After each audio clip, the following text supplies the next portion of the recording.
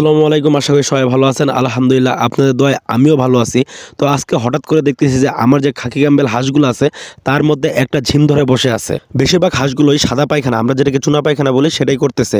আর এরকম চুনা পায়খানা হলে আমি মূলত প্রাকৃতিকভাবে এগুলো সমাধান করার চেষ্টা করি ইনশাল্লাহ। চুনা পায়খানা হলে আমি মূলত সজনা গাছের পাতা ভালো করে ব্লেন্ডার করে এগুলো খাবার সাথে মিক্স করে দেই। আবারও অনেক সময় এভাবে ঝুলিয়েও দেই।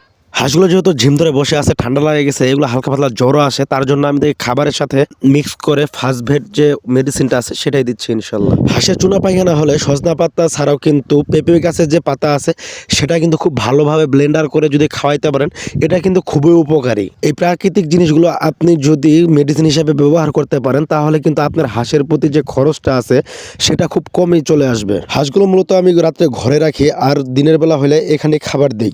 আপনি যদি হাঁস আটকে রেখে খাবার দিয়ে পালতে চান তাহলে কিন্তু আপনার খরচটা খুবই বেড়ে যাবে। হাঁস যেহেতু মুক্তভাবে পালন করা যায় সেহেতু এগুলোকে মুক্তভাবে পালন করলেই এগুলো খরচ খুবই কমে যায়। তো আজকের ভিডিওটা এই পর্যন্তই। সবাই ভালো থাকবেন, সুস্থ থাকবেন, আর আমাদের খামারের জন্য দোয়া করবেন। আমাদের খামারের জন্য আল্লাহ তাআলা বারাকা দান করে।